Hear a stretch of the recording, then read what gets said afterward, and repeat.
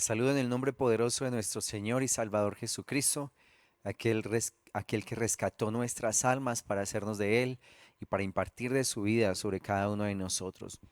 Qué bueno que estén con nosotros en este tiempo, qué bueno que podamos aprender un poco de la Escritura juntos, pero recordemos que el Señor declaró, el que oye y entiende es aquel que lleva, que pone en práctica lo que escuchó, para que lo que el Señor nos enseña se convierta en nosotros como una edificación fuerte que no puede ser derribada por las tormentas, por las circunstancias, aún por el mismo enemigo.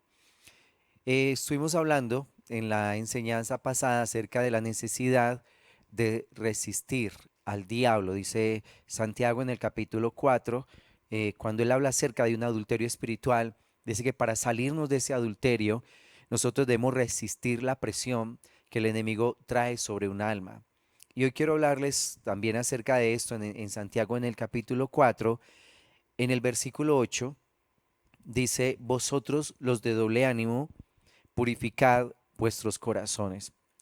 Esta parte de purificar el corazón es muy importante. Recuerden que el Señor nos llama a su presencia, nos regala su salvación, Él imparte sobre nosotros pureza, pero el proceso continúa y es un proceso en el cual nosotros somos participantes, o sea, es necesario que con nuestra voluntad, con nuestro libre albedrío, tomemos la decisión de estar limpiando nuestros corazones de todo lo que lo contamina, purificando el corazón. Recuerden que cuando hablamos de purificar algo, es algo que ha sido corrompido por alguna sustancia. Digamos, si hablamos del agua, un agua que está impura, es porque algo corrompido entró en ella para no permitir que sea apta para poder beberla. Así que cuando la escritura dice acerca de purificar el corazón, se trata de soltar, de sacar de nuestra mente, de nuestra alma y nuestro corazón todo aquello que está contaminando nuestras vidas, que hace que no podamos tener una relación profunda con el Señor. Y esta parte de purificar el corazón es muy importante, puesto que lo que no se purifique dentro de nosotros tiende más bien a corromperse. O sea, si tengo algún área en mi vida que no ha sido purificada por el poder del Espíritu Santo de Dios, esa área en mi corazón tiende más bien a volverse corrupta, a contaminarse con lo externo, a que el mundo la impregne de su maldad, de su engaño, de manera que se convierte para mí en un área que me puede sacar de los caminos de Dios. Así que esta parte de vosotros los de doble ánimo, purificad vuestros corazones, es supremamente importante. Y allí en Primera de Juan, en el capítulo 3, del versículo 1 al 3 dice, mirad cuál amor nos ha dado el Padre para que seamos llamados hijos de Dios. Por eso el mundo no nos conoce, porque no le conoció a Él. Amados, ahora somos hijos de Dios y aún no se ha manifestado lo que hemos de ser, pero sabemos que cuando Él se manifieste seremos semejantes a Él, porque le veremos tal como Él es. Y todo aquel que tiene esta esperanza en Él se purifica a sí mismo, así como Él es puro. Miren qué tremendo esta parte de que el Señor nos ha llamado a ser sus hijos y el Señor deposita una gloria sobre cada uno de sus llamados, de sus escogidos. Hay una gloria que nosotros llegamos a manifestar en el Señor. Y entre más ahondamos en las escrituras, entre más ahondamos en la oración, entre más encuentros hermosos y poderosos tenemos con Dios, pues mayor es la gloria que llega a depositarse en nosotros. Sin embargo, aunque hay hijos de Dios sobre la tierra que manifiestan muchísima presencia de Dios, una gloria impresionante de Dios sobre la tierra, la escritura declara todavía no son lo que han de ser. O sea que aunque se derrame mucha unción, mucha gloria sobre una persona, todavía esa persona no está manifestando el pleno de esa gracia, el pleno de esa gloria que el Señor quiere derramar sobre una persona. Así que lo que está preparado para los hijos de Dios, aunque se vea mucho sobre la tierra de Dios en una persona, lo que está preparado es muchísimo más.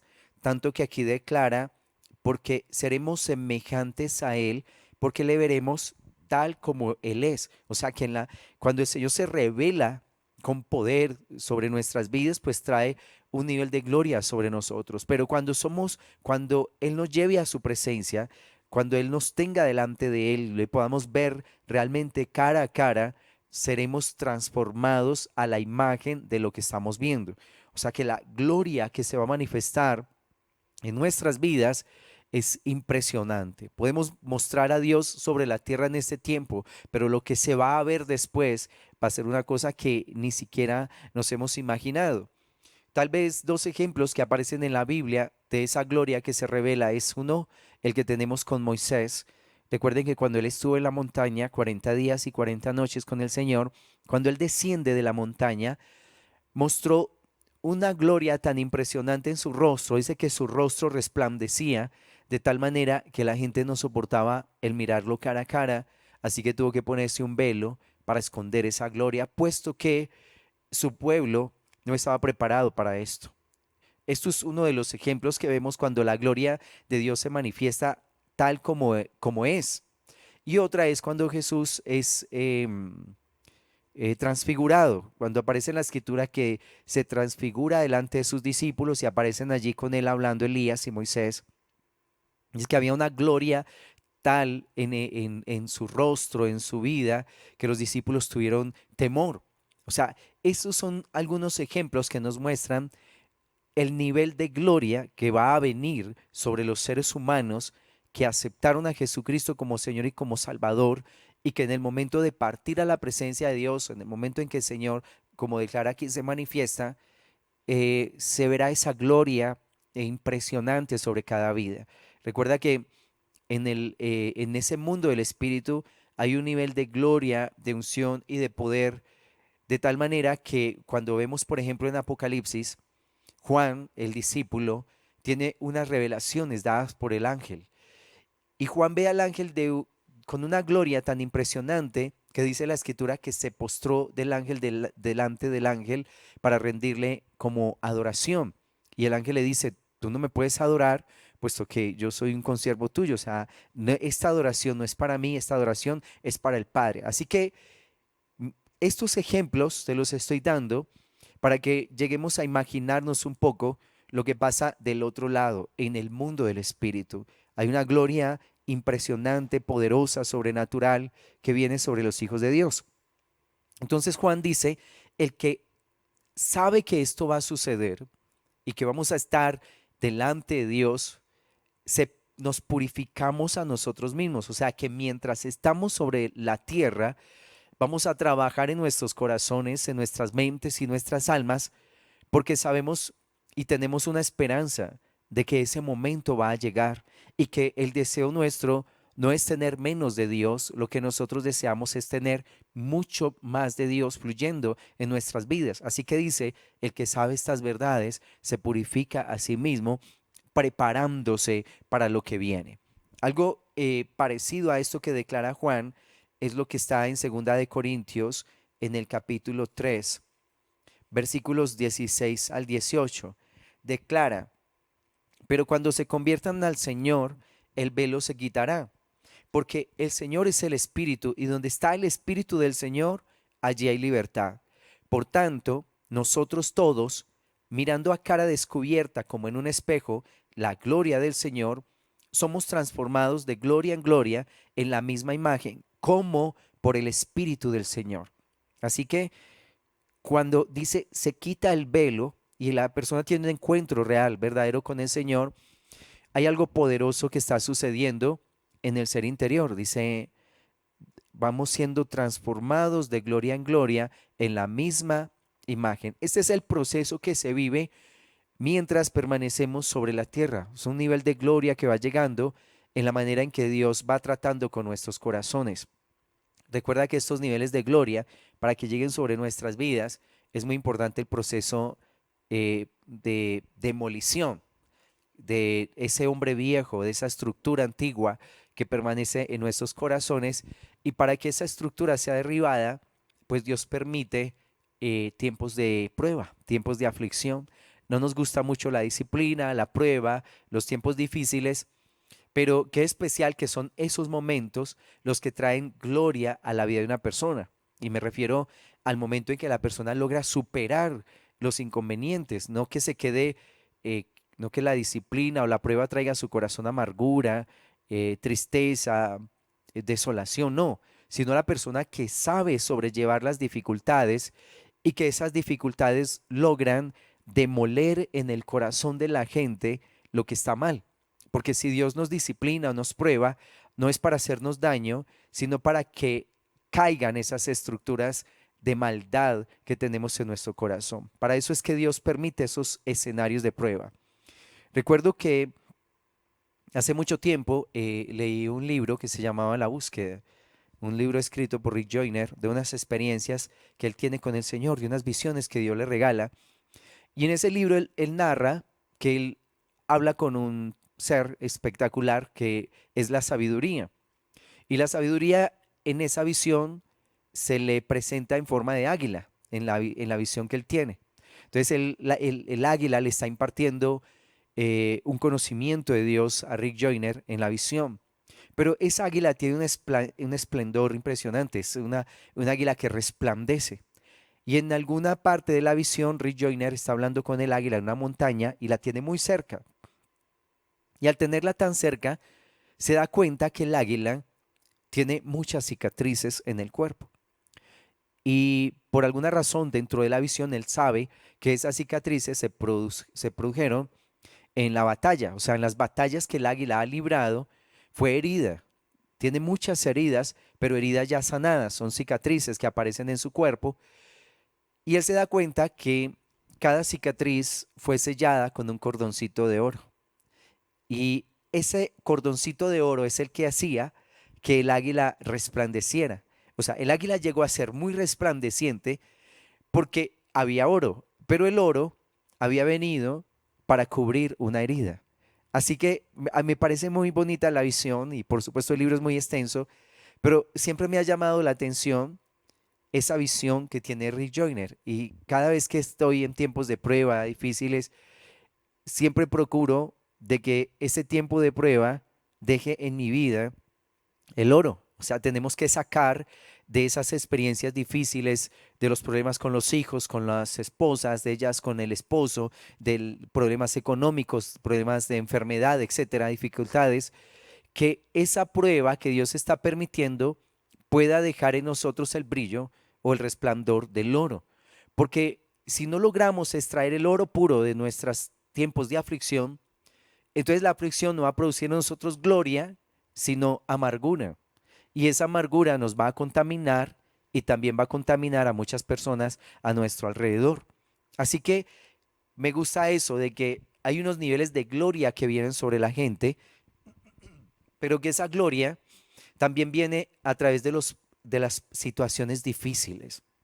Así es como el Señor va demoliendo el viejo hombre, el orgullo, la soberbia, la altivez, el miedo, los temores, las ansiedades, los reclamos. Todo esto va desapareciendo en la manera en que Dios prepara para nosotros escenarios de prueba. Así que esto que el Señor declara, hay un nivel de gloria que va viniendo sobre las personas. Sin embargo, recordemos que el apóstol Pablo declaró que mientras estemos en este cuerpo, de todas maneras vamos a estar ausentes de Dios. O sea, siempre va a haber una ausencia de Dios. O sea, que no va a poder manifestarse totalmente el Señor a través de nuestras vidas. Aunque haya niveles de gloria, todavía hay una ausencia. ¿Cuándo se rompe la ausencia? Cuando seamos transformados, cuando este cuerpo que es corruptible sea transformado y se convierta en un cuerpo incorruptible, que esa es nuestra esperanza y eso es lo que dice la Biblia, que el que conoce estas cosas y el que sabe que hay eternidad, que Dios puso eternidad en nuestras almas y que nuestra vida no solo consiste en comer y beber y ya, sino que tenemos eternidad, entonces nos purificamos a nosotros mismos, sabiendo que un día vamos a rendir cuentas delante de Dios, que un día vamos a estar permanentemente en su presencia, que vamos a experimentar unos niveles de unción, de gloria impresionantes y muy hermosos. Ahora miremos el Salmo 51, del versículo 1 al versículo 7. Dice, ten piedad de mí, oh Dios, conforme a tu misericordia, conforme a la multitud de tus piedades, borra mis rebeliones. Lávame más y más de mi maldad y límpiame de mi pecado. Porque yo reconozco mis rebeliones y mi pecado está siempre delante de mí. Contra ti, contra ti solo he pecado y he hecho lo malo delante de tus ojos, para que sea reconocido justo en tu palabra y tenido por puro en tu juicio. He aquí en maldad he sido formado y en pecado me concibió mi madre. He aquí tú amas la verdad en lo íntimo y en lo secreto me has hecho comprender sabiduría. Purifícame con hisopo y seré limpio. Lávame y seré más blanco que la nieve. Recordemos que este salmo lo escribe David después de un evento terrible en su vida. Un día está en la terraza de su palacio y a lo lejos ve que una dama se está bañando en el río. La manda a llamar y se acuesta con ella. Esta dama es casada, ella queda embarazada, así que David quiere cubrir este error llamando al esposo de ella que estaba en la batalla defendiendo el reino. Era uno de sus guerreros importantes, uno creo que estaba incluido dentro de los guerreros valientes que él tenía. Así que lo manda a llamar diciéndole, ve y duerme con tu mujer, tú, que pesar de ti en la guerra y todo eso, no, ve y acuéstate con tu mujer. Pero este hombre se resiste a compartir intimidad con su esposa diciendo, no, mis soldados están en la batalla, no puede ser que ellos estén allá luchando por el reino, luchando por ti, oh rey, y que yo vaya y disfrute de mi mujer. Esto sucedió en 3 noches que David lo embriaga para que fuera y así ebrio pues tuviera relaciones con su esposa para así poder adjudicar ese bebé a la vida de su esposo. Pero realmente el Señor templó a este guerrero y no lo hizo. Así que, ¿qué hace David? Envía una carta de sentencia de muerte al general del ejército Joab para que pusiera a este hombre, a Usías, eh, a Urías, y lo pusiera en lo más recio de la batalla, de manera que muriera allí en la guerra. Así que imagínate esto, David en la Biblia es llamado el hombre conforme el corazón de Dios. La lámpara del pueblo de Israel, el dulce cantor de Israel. 3 características hermosas acerca de este hombre, pero mira, en un momento determinado, un área de su vida que no había sido tratada, que es el área sexual, porque David en esa parte tuvo estos inconvenientes, no se purificó a sí mismo, de manera que lo que no se limpia tiende a corromper más. Es lo que te decía hace un rato. David no purificó esta área de su vida. Porque ¿qué hace el rey del pueblo de Dios mirando a damas casadas? ¿Y cómo se mete con una que es justo la mujer de uno de sus generales, de uno de sus hombres importantes en la guerra? Y David era rey, él podía tomar doncellas, podía tomar cualquier mujer virgen que quisiera y la podía tomar como mujer, pero se fija justo en una que no podía tomar. Así que él no tiene cuidado de lo que se estaba manifestando en su alma, él no tiene cuidado de que esta área ya venía eh, preparándole una trampa, de que este pecado que permanecía en su corazón y no había sido limpiado podía llevarlo al desastre. No tuvo cuidado con esto hasta que finalmente esta debilidad o este pecado mejor se enseñorea sobre su vida y ejecuta lo que estaba pensando, lo que vemos en Santiago. El pecado, el mal pensamiento siendo concebido, da a luz el pecado y el pecado siendo consumado, da a luz la muerte. Así que David no se imaginó que un día iba a cometer una atrocidad como esta, de que se convirtiera en un hombre adúltero, mentiroso y asesino. Así que finalmente, después de todo el desastre que pasa, porque vino una sentencia sobre David, el niño murió, niño que nació de este pecado murió, su familia fue sentenciada a que después de ese momento la espada no iba a faltar en medio de su casa y empezamos a recordar el desastre de que uno de sus hijos violó a su hermana y entonces el hermano de esta dama mata a este muchacho y etcétera. Y ahí para adelante se levanta una cantidad de consecuencias que bueno, tú la vas a leer ahí en la escritura. Entonces, en ese momento de la calamidad, de darse cuenta a David lo que había sucedido con su vida, es donde él relata este salmo. Y empieza a clamar por gracia y por misericordia. Empieza a pedirle al Señor que borrara esa maldad. Que dice primera de Juan 3, dice, se purifica a sí mismo. Y así es como nos purificamos, pidiéndole a Dios, rogando a Dios que por favor nos limpie de nuestra maldad, de nuestro engaño. Porque el poder de la sangre de Cristo nos purifica. La sangre de Cristo nos limpia de nuestra maldad, de nuestra iniquidad. Y es lo que él declara allí: lávame más y más de mi maldad y límpiame de mi pecado. Ya la oración que estaba haciendo David de ser purificado de su engaño no era cualquier oración, porque no es lo mismo este hombre que acaba de asesinar, de mentir, de adulterar, no es lo mismo esta oración a una oración de alguien que se cree bueno. Este hombre se siente infame y sabe que tiene una sentencia sobre su vida. Así que empieza a clamar de todo corazón para ser librado de su maldad, para ser librado de su engaño. Y una de las cosas que declara allí es, empieza a reconocer su rebelión. Dice, y mi pecado está siempre delante de mí. Y qué importante es esto, ¿saben? Nosotros somos por naturaleza rebeldes.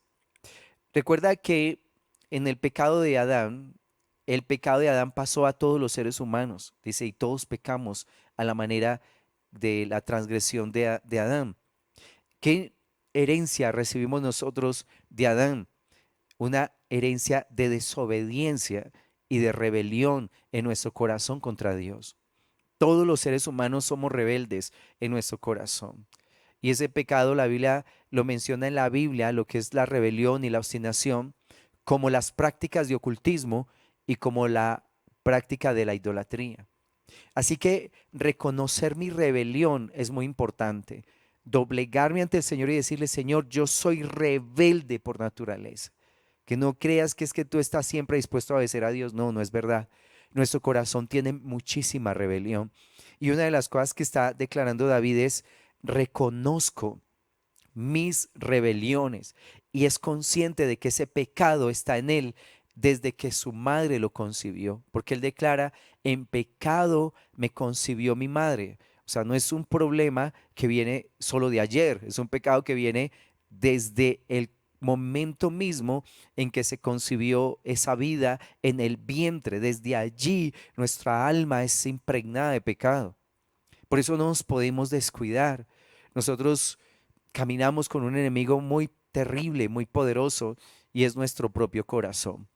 Porque Jeremías declara en el capítulo 17 que el corazón del hombre es perverso y engañoso más que todas las cosas. Entonces uno dice, Dios mío, uno teme a esto, dice, uno teme a la perversión y al engaño. No quisiera uno estar rodeado de amigos perversos y engañosos, pero cargamos un corazón que, dice la escritura, es muy perverso y es engañoso, no con cualquier engaño, sino que declara más que todas las cosas. O sea, el corazón del ser humano es más engañoso que todo el engaño que tú llegues a conocer sobre la faz de la tierra. O sea, hay un nivel de engaño tan impresionante en el corazón nuestro, en el corazón del ser humano, que imagínate, declara, es más engañoso que todas las cosas. Así que, qué terrible es que nosotros convivimos con nosotros mismos, con nuestro corazón, el enemigo más poderoso que llegamos a tener. El enemigo más terrible que tú tienes no está afuera, está dentro de ti. Por eso cuando Primera de Juan 3 dice que el que tiene esa esperanza se purifica a sí mismo, es tremendo esa exhortación. O sea, tenemos que tener cuidado de nosotros mismos, de nuestro corazón, de lo que manifiesta nuestra alma, de las impurezas que empiezan a manifestarse, a revelarse, porque si no las llevamos a los pies de Cristo, si no las ponemos a la cruz del Calvario, ese mal deseo nos va a traicionar y se va a convertir para nosotros en una tumba. David lo experimentó. No trató con esa área de estar contemplando esta dama y esta otra, porque cuando David llegó a ser rey, él llega a tener más o menos como Como 16 mujeres llegó a tener David. Cuando él empieza a reinar en Hebrón, creo que allí en Hebrón tuvo 7, y ya después cuando es el rey sobre todo el pueblo de Israel, suma a otras damas allí a la lista. Así que él llega a tener, creo que si no estoy mal es esa cifra, como 15 o 16 mujeres que tuvo David. Y más adelante nace Salomón, que recuerda que tuvo 700 esposas y 300 concubinas. Entonces uno dice, Dios mío, sabiendo que la escritura dice en la exhortación en Números, perdón, Deuteronomio, cuando habla acerca del futuro rey, es una de las cosas que exhorta el Señor, es que el futuro rey no podía ser un hombre que tuviera esa tendencia a tener muchas riquezas o a acumular caballos o a tener muchas mujeres, porque esas mujeres podían desviar el corazón del rey y apartarlo de la presencia del Señor. Así que estos reyes sabían que la Biblia decía que el gobernante no podía tener muchas mujeres porque ellas podían apartarlo del Señor. Sin embargo, David ya tenía lo que te digo, como 15 o 16. Así que un área que no se trata es un área que me va a sepultar, que me va a engañar, que me va a destruir. Por eso dice, el que conoce estas verdades, el que conoce esta verdad de que vamos a ser transformados, se purifica a sí mismo. Y aquí David declara en el versículo 7, purifícame con hisopo y seré limpio, lávame y seré más blanco que la nieve. Recuerda que en la época de ellos y en la época de Moisés, el Señor da una manera de purificar al pueblo de sus pecados. El sacerdote salía con un tazón de sangre, lleno de sangre, y un hisopo, que es un manojo de ramas, algunas de ellas aromáticas. Metían el hisopo en el tazón de la sangre y empezaban a esparcir la sangre en medio del pueblo. Así que cada persona del pueblo que buscaba ser purificado y que sus pecados fueran remitidos por ese año, procuraba que la sangre cayera sobre ellos. Así que la gente iba a esa reunión específicamente a que la sangre cayera sobre sus cuerpos, porque una sola gota de sangre de esa que estaba en el tazón que cayera sobre el cuerpo lo iba a purificar de su pecado en ese año. Así que esa sangre iba a hacer que hubiera remisión de pecados para ese año. Así que esto no era un juego, era totalmente importante porque si no había remisión de pecados, pues por supuesto ese año el pueblo iba a estar en maldición. Y maldición en todo sentido. Económica, sus mujeres iban a ser estériles, los ganados no iban a producir, los campos iban a ser estériles también. Así que ser purificado era muy importante para que todas las áreas de la vida fueran visitadas por la gloria, por la presencia de Dios. Entonces cuando el salmista dice, purifícame con hisopo, él está diciendo, Señor, que la sangre, por supuesto en esa época de ese cordero, caiga sobre mi vida. Que esa sangre que tiene la capacidad de cubrir el pecado, porque en esa época el pecado era cubierto, no era quitado, era cubierto, cayera sobre él. Está diciendo, purifícame con hisopo y entonces yo seré limpio, lávame y seré más blanco que la nieve.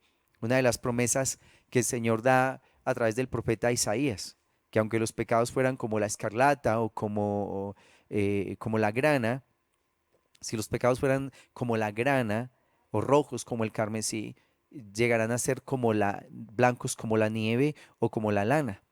Eso es una promesa de Dios. Pero entonces el salmista dice, límpiame con hisopo.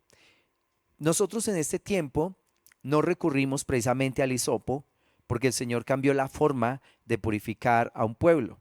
En el pasado fue a través de ese animalito, de ese cordero que moría por los pecados de la gente, pero para nosotros nos corresponde el cordero que sí quita el pecado del mundo, como lo declaró Juan el Bautista.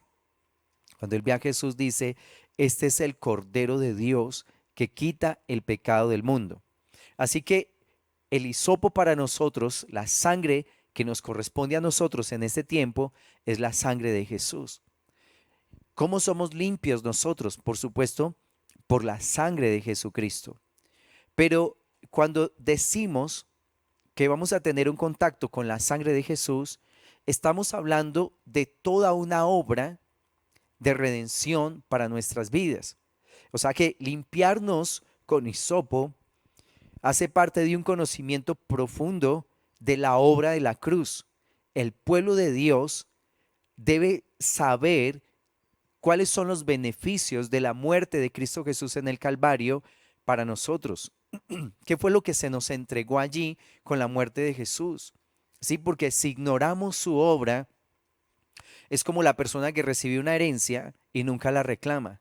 Así que si esa persona no reclama su herencia, nunca la va a poder gastar, nunca va a poder invertir.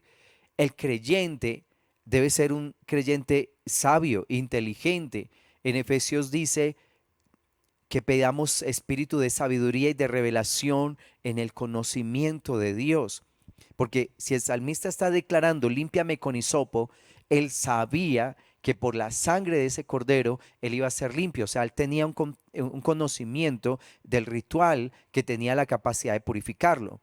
Así que si nosotros pedimos lo mismo que pide el salmista, que el Señor nos limpie con su sangre, creo que nosotros también debemos ser conscientes de lo que pasó de especial en la cruz que nos beneficia. Y una de las cosas que sucede en la cruz del Calvario es que nosotros fuimos reconciliados con Dios. Vamos a mirar Romanos en el capítulo 5. Romanos en el capítulo 5 del versículo 8 al versículo 10 dice: Mas Dios muestra su amor para con nosotros, en que siendo aún pecadores, Cristo murió por nosotros. Pues mucho más estando ya justificados en su sangre, por él seremos salvos de la ira. Porque si siendo enemigos fuimos reconciliados con Dios por la muerte de su Hijo, mucho más estando reconciliados seremos salvos por su vida. Mira, el hombre era enemigo de Dios y era hijo del diablo. ¿Por qué? Porque el ser humano estaba en práctica de pecado. Recuerda que eso declara también Primera de Juan 3, cuando dice que en esto se conocen los hijos de Dios y los hijos del diablo. Todo el que practica pecado y aborrece a su hermano es hijo del diablo. Entonces, esa práctica de pecado nos hacía enemigos de Dios. Para que pudiéramos tener acceso al Padre, que se perdió allí en el huerto, ese acceso que tenía el hombre a la presencia del Padre se pierde con el pecado del ser humano. Para que pudiéramos nuevamente acercarnos al Señor, tenía que haber un proceso de reconciliación. Alguien tenía que pagar por nuestros pecados para que no, nuevamente pudiéramos ser amigos de Dios. Y esto es lo que sucede en la cruz del Calvario, que nosotros éramos enemigos de Dios por nuestro pecado, pero a través de la sangre de Cristo, para ellos, límpiame con hisopo, el hisopo que era remojado en la sangre, para nosotros la sangre de Jesús nos reconcilia nuevamente con el Padre. Así que podemos acercarnos ante Él sin ningún temor de que esa cercanía nos va a destruir, porque recuerda que en el pasado, todos los que tuvieron un encuentro con el ángel del Señor pensaron que iban a morir. Ellos dijeron, he visto al Señor, así que voy a caer muerto. Todos los que tenían un encuentro con el Señor pensaban que ya era el último día de sus vidas. ¿Por qué? Porque como un hombre pecador va a ver a un Dios que es santo y va a seguir vivo, ¿sí? Entonces, la obra de la cruz nos permite a nosotros acercarnos, reconciliarnos con el Dios con el cual nosotros éramos enemigos de Dios, nos permite acercarnos al Señor sin caer muertos. Es lo que está declarando aquí Romanos en el capítulo 5. Y en segunda de Corintios capítulo 5 también, versículos del 17 al 19, dice: de modo que si alguno está en Cristo, nueva criatura es. Las cosas viejas pasaron, he aquí todas son hechas nuevas. Y todo esto proviene de Dios, quien nos reconcilió consigo mismo por Cristo y nos dio el ministerio de la reconciliación, que Dios estaba en Cristo reconciliando consigo al mundo, no tomándoles en cuenta a los hombres sus pecados, y nos encargó a nosotros la palabra de la reconciliación. Mira qué tremendo. No es cosa ligera realmente que el Señor nos haya reconciliado y que nos podamos acercar a Él sin caer muertos. Porque en el Antiguo Testamento, mira la vida de Moisés. Moisés, cuando se encuentra con el Señor, dice que él tuvo miedo. Realmente él tuvo miedo. ¿Por qué? Porque él pensó que iba a morir en ese momento. Los que se encontraron con el Señor, el profeta Isaías, el profeta Jeremías, temieron por su vida, pensaron que iban a morir por haber visto al Señor. Pero a través de la obra de la cruz podemos acercarnos a Dios sin que experimentemos esa muerte. Y en Hebreos, en el capítulo 10, del versículo 19 al 20, declara: así que, hermanos, teniendo libertad para entrar en el lugar santísimo por la sangre de Jesucristo, por el camino nuevo y vivo que Él nos abrió a través del velo, esto es, de su carne. Es muy hermoso esto. Recuerda que en el templo, el lugar santo del lugar santísimo eran separados por un velo que tenía de espesor 10 centímetros, muy grueso. Y el Señor, cuando muere en la cruz del Calvario, dice que el velo del templo se rasgó en dos, de arriba a abajo. Así que mostrando que fue el Padre quien rasga el velo de arriba a abajo para darle acceso al hombre pecador, porque cualquiera que entrara a ese lugar, que no fuera sacerdote, ni siquiera los mismos levitas, o sea, podría ser levita, pero si no era el sumo sacerdote, no podía entrar al lugar santísimo. Podía ser levita, pero si cuando ellos desarmaban el templo, la familia, la familia de Coat, que era la que entraba y preparaba el arca y la cubría con unos velos azules para que la pudieran cargar, no hacían primero ese proceso, los levitas que tocaran el arca iban a morir. Así que imagínate eso, que nos está mostrando el Señor con esto.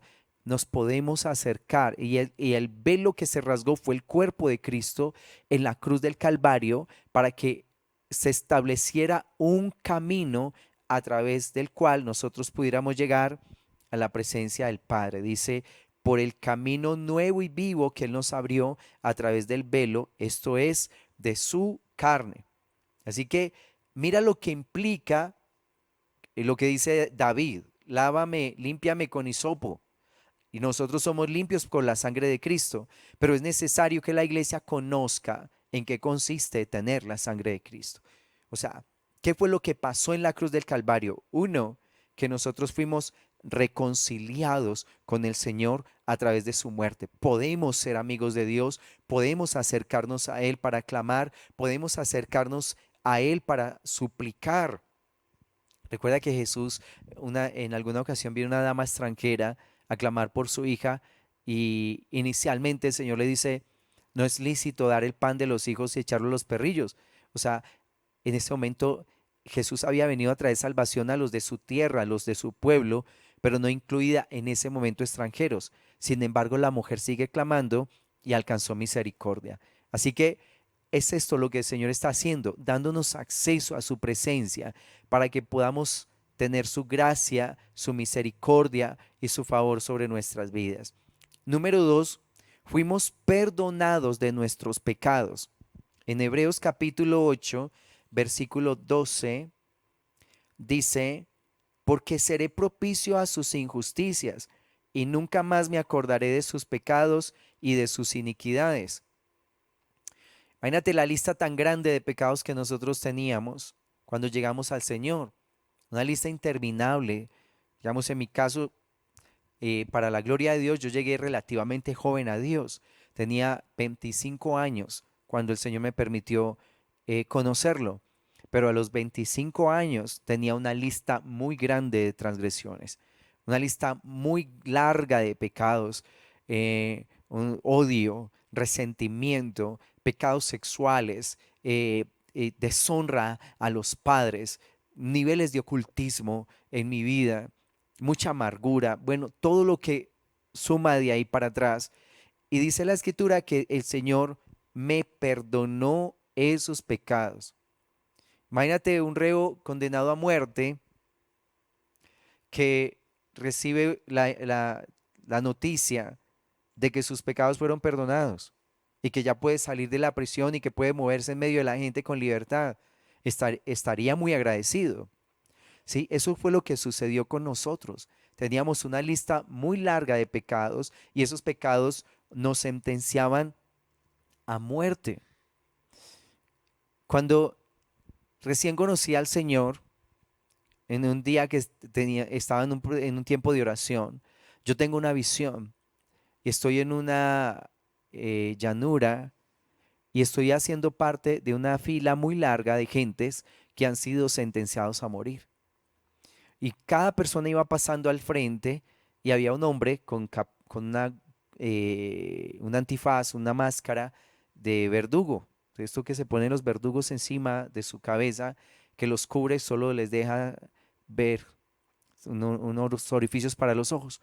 Entonces cada persona que iba pasando, este verdugo con una daga muy filuda, le hacía un corte en el cuello, de manera que cada persona iba cayendo muerta. Y yo iba en la fila. Y cuando yo llegué a mi turno, me correspondía el turno de que me mataran, de que yo iba a perder la vida por mis pecados, porque yo sabía que era un infame. En la visión yo sabía que había hecho cosas tan terribles que eran dignas de muerte. Y cuando llegó mi turno estoy frente al verdugo y él me toma para colocar la daga en mi cuello, escuchamos un grito de un hombre que se posa sobre una montaña. Desciende un hombre sobre una montaña vestido totalmente de blanco y grita con todas sus fuerzas, diciendo, no lo maten, él es mío, decía él. Y esto lo declaró con tanta fuerza que paralizó a todo el mundo ahí, de manera que el verdugo se quedó paralizado. Y entonces cuando yo escucho la voz y volteo a mirar, veo a este hombre vestido de blanco, una túnica blanca, un hombre resplandeciente. Y entonces yo le digo al personaje, al verdugo, le digo, usted no me puede matar porque yo soy de él.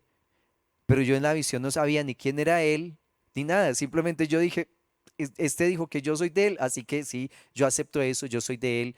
Y eso me salvó en la visión de que yo fuera asesinado. Por supuesto que la persona que descendió sobre la montaña era Jesús. Esto es lo que pasa, que el Señor toma mis pecados para y los perdona. Él lleva mis pecados y me perdona para que la muerte no tenga que venir sobre mi vida. Ser perdonado no es cualquier cosa, o sea, es una lista muy larga de maldad, de transgresiones que me hacían un merecedor, un digno merecedor del infierno, de que experimentara una eternidad separado de Dios, una eternidad en tormento, como la historia del rico y Lázaro, que ese rico estaba atormentado en la llama.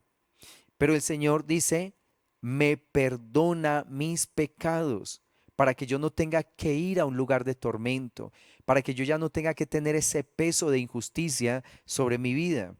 Y en Primera de Juan, en el capítulo 2,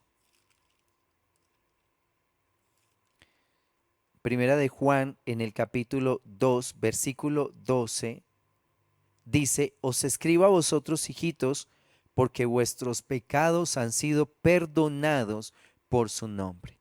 Hemos sido perdonados de nuestra maldad y debemos permanecer en ese llamamiento que el Señor nos hizo. Así que número uno, en la cruz del Calvario fuimos reconciliados con Dios. Se borró la lista, número dos, de nuestras faltas, de los decretos que pesaban sobre nosotros por causa de nuestra maldad, porque esos pecados hacían que pesara sobre nosotros una sentencia de muerte. Número tres, fuimos librados de la potestad del diablo. En Colosenses, en el capítulo 1, en el versículo 13,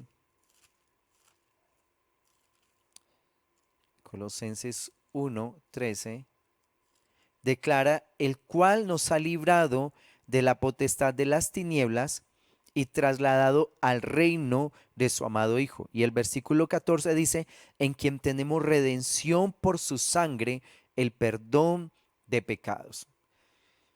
esto de que nos ha librado de la potestad de las tinieblas y nos ha trasladado al reino de su amado Hijo es supremamente importante.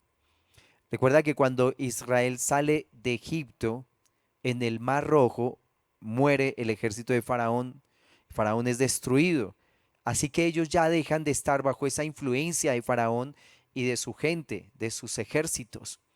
Y para nosotros esto es muy importante, porque el diablo se enseñorea sobre la mente, sobre el corazón de las personas.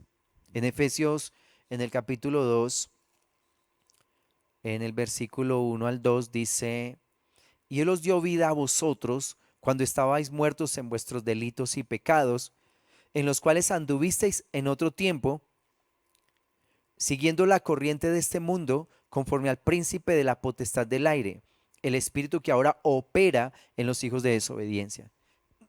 O sea que hay un movimiento espiritual demoníaco que opera sobre la gente, que doblega la voluntad de las personas, que engaña, que miente a los hombres, que los lleva a vivir una vida falsa, una vida en un mundo de falsedad, de engaño, una prisión de iniquidad.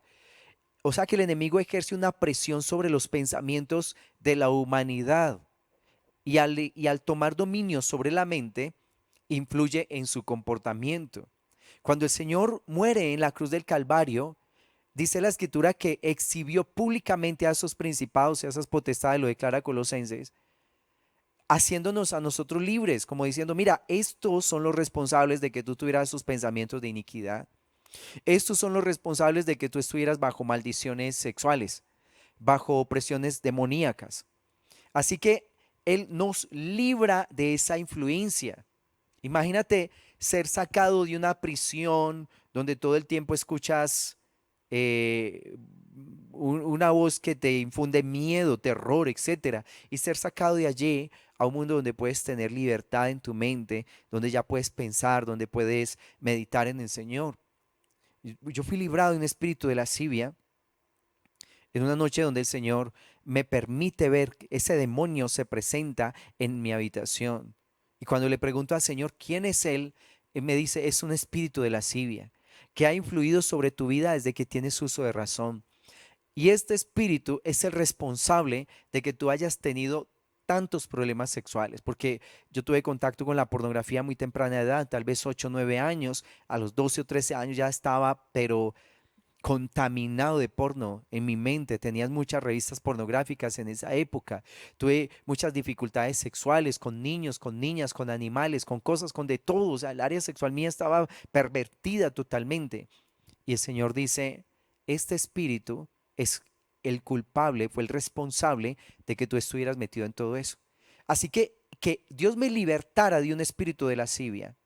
Imagínate el descanso que vino para mi mente, el descanso que vino para mi corazón, de que ya pudiera mirar a la gente con pureza, que no estuviera enredado en esa maldad de estar contemplando a la gente, de estar eh, pensando maldad, iniquidad, de que no pudiera mirar con limpieza a una dama, ¿sí? Que todo un momento me estuviera imaginando cosas pervertidas. Entonces eso de ser librado de la potestad de las tinieblas y ser trasladado al reino de su amado Hijo es una gran bendición. Cuánto descanso viene sobre nosotros cuando nuestra mente deja de ser influenciada por demonios. La gente que tiene opresiones en la mente que los lleva a tener pensamientos suicidas, a tener depresión, a estar perturbados, a hacerse daño, a cortarse los brazos, las piernas, el estómago, no sé, a hacerse daño, personitas que son oprimidos por pensamientos, gente que empieza a arrancarse los cabellos de su cabeza, a morderse, a lacerarse, son opresiones demoníacas. Entonces decir que el Señor nos libró de esa potestad del diablo y nos traslada al reino de su amado Hijo es una gran bendición. Así lo declara Colosenses y Efesios. Entonces, fuimos librados de esa potestad.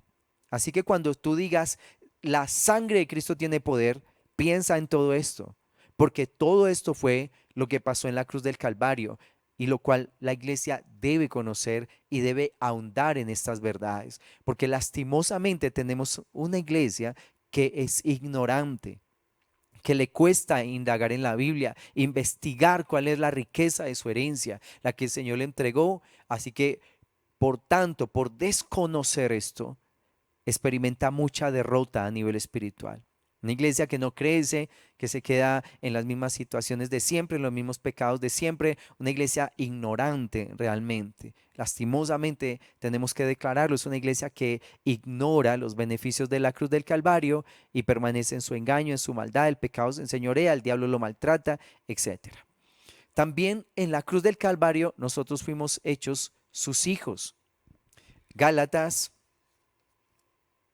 en el capítulo 4 del versículo 5 al versículo 7 dice, para que redimiese a los que están bajo la ley, a fin de que recibiésemos la adopción de hijos. Y por cuanto sois hijos, Dios envió a vuestros corazones el espíritu de su Hijo, el cual clama, Abba Padre. Así que ya no eres esclavo, sino hijo, y si hijo, también heredero de Dios por medio de Cristo. Qué tremendo es podernos acercar a Dios no como esclavos, sino como hijos, que somos herederos por medio de nuestro Señor y Salvador Jesucristo. Este mismo Gálatas especifica del versículo 21 al versículo 25 de el pueblo de Dios en el Antiguo Testamento que se acercó al Señor a través de la ley. Siempre tuvieron el pensamiento, yo tengo que cumplir la ley para ser grato ante el Señor. Tengo que cumplir absolutamente todos los mandamientos para que Dios me tenga por digno y para poder vivir, para no ser sentenciado a muerte. Y esto les trajo una esclavitud, ¿cierto? La escritura lo declara así. Decidme los que queréis estar bajo la ley. ¿No has oído la ley? Porque escrito está que Abraham tuvo dos hijos, uno de la esclava y el otro de la libre. Pero el de la esclava nació según la carne, más el de la libre por la promesa. Lo cual es una alegoría, pues estas mujeres son los dos pactos. El uno proviene del monte Sinaí, el cual da hijos para esclavitud, este es Agar, porque Agar es el monte Sinaí en Arabia y corresponde a la Jerusalén actual, pues ésta junto con sus hijos está en esclavitud. Más la Jerusalén de arriba, la cual es madre de todos nosotros, es libre, porque está escrito, regocíjate, oh estéril, tú que no das a luz, prorrumpe en júbilo y clama tú que no tienes dolores de parto, porque más son los hijos de la desolada que de la que tiene marido. Así que, hermanos, nosotros como Isaac somos hijos de la promesa. Entonces menciona Agar. Recuerda que Abraham tuvo que echar a Agar con Ismael, porque Ismael era hijo de la esclava y Agar representa el monte Sinaí, que da hijos para esclavitud. O sea, la gente que quiere acercarse a Dios a través del cumplimiento de la ley es esclava. Y no puede disfrutar del Padre porque en todo momento se siente condenada. Porque por supuesto el ser humano siempre se va a estar equivocando. Así que los hijos de la esclava siempre van a tener un sentimiento de culpabilidad. Pero los que nacen de la promesa, los que nacen de la obra de la cruz, porque recuerda que la promesa es Jesús, la simiente es Cristo, a través de ella nosotros nos podíamos acercar al Padre sin cumplimiento de la ley. No nos acercamos al Padre porque estamos cumpliendo exactamente los mandamientos, sino porque Él nos hizo hijos por gracia. Así que podemos disfrutar de la paternidad de Dios sin que tengamos que cumplir un solo mandamiento. Y esto es muy importante para el pueblo, porque la gente que no entiende esto, entonces piensa, no soy digno de Dios, mira, yo dije esta mentira, hoy me dio rabia, hoy hice tal cosa que fue mala, hoy no soy hijo de Dios. Entonces el día que hace supuestamente las cosas buenas, ese día se siente que no, que es Superman. Hoy sí soy un verdadero hijo de Dios, hoy Dios me ama, hoy Dios me acepta, y se siente mejor y se siente superior a los demás, pero el otro día comete el error, entonces dice, no, hoy no soy hijo de Dios, y así se la pasa. Unos días sí soy hijo, otros días no soy hijo, no logra disfrutar de la presencia del Padre, así que nunca el poder del Espíritu transforma esas áreas que necesitan ser transformadas. Porque la única manera en que el creyente crece y llega eh, a vencer su pecado es que esté disfrutando de la gracia del Padre. Si un creyente no disfruta del Padre como hijo, si no se disfruta su lugar de hijo, entonces siempre va a tener el corazón de esclavo. El que no se siente hijo de Dios, entonces se siente esclavo y así va a vivir durante toda la vida. Con esos altibajos tan impresionantes en las cosas de Dios, que realmente nunca logra coger vuelo en las cosas del Señor. Los que se identifican como hijos son los que rápidamente crecen en el mundo del espíritu. Son los que se fortalecen, son los que se identifican con el Señor, los que empiezan a agarrar del corazón de Dios, a recibir más del corazón de Dios en sus vidas. Y esto fue un regalo que el Señor nos dio en la cruz del Calvario, que fuimos hechos sus hijos, nos adoptó como hijos suyos. Aquí en Efesios declara en el capítulo 1, del 3 al 5, dice: bendito sea el Dios y Padre de nuestro Señor Jesucristo, que nos bendijo con toda bendición espiritual en los lugares celestiales en Cristo, según nos escogió en Él antes de la fundación del mundo, para que fuésemos santos y sin mancha delante de Él, en amor, habiéndonos predestinado para ser adoptados hijos suyos por medio de Jesucristo, según el puro afecto de su voluntad. Así que mira esto, nos adoptó como hijos suyos, pero para que pudiéramos ser adoptados, primero tenía que venir Jesús, morir en la cruz del Calvario, para que se pudiera dar este plan de redención sobre nuestras vidas. Tremendo, hemos hablado de 4 cosas que tienen que ver con el hisopo. La primera es, fuimos reconciliados con Dios, fuimos perdonados de nuestros pecados, fuimos librados de la potestad del diablo, fuimos hechos sus hijos. Son las cosas que debemos entender, y hay otros puntos pues que me faltan, pero que no los voy a tocar en esta hoy para no correr, no se trata de eso. Pero mira los beneficios que tiene. Así que cuando David declara, lávame con hisopo, mira toda la profundidad que hay detrás de esa sangre que iba a limpiar el corazón de David de esa perversión que se había movido en su vida. Así que cuando tú digas, la sangre de Cristo tiene poder, ya sabes por qué tiene poder. O sea, ya sabes todo lo que provocó la sangre derramada de Jesús en la cruz del Calvario. No es simplemente el símbolo de la sangre, es todos los beneficios que se cumplen para el hombre a través de ese acto poderoso de Jesús muriendo en la cruz del Calvario para otorgarnos a nosotros todas estas bendiciones. Así que espero que no se pierdan la próxima enseñanza, porque vamos a tocar otros 4 puntos en los cuales fuimos beneficiados a través de la obra de la cruz. Yo te bendigo, deseo que Dios te prospere, que Dios te bendiga, que Dios te alimente y te sustente todo este tiempo, y que tú permitas que Dios verdaderamente haga una obra en todo tu ser. Te bendigo en el nombre bendito y poderoso de nuestro Señor y Salvador Jesucristo.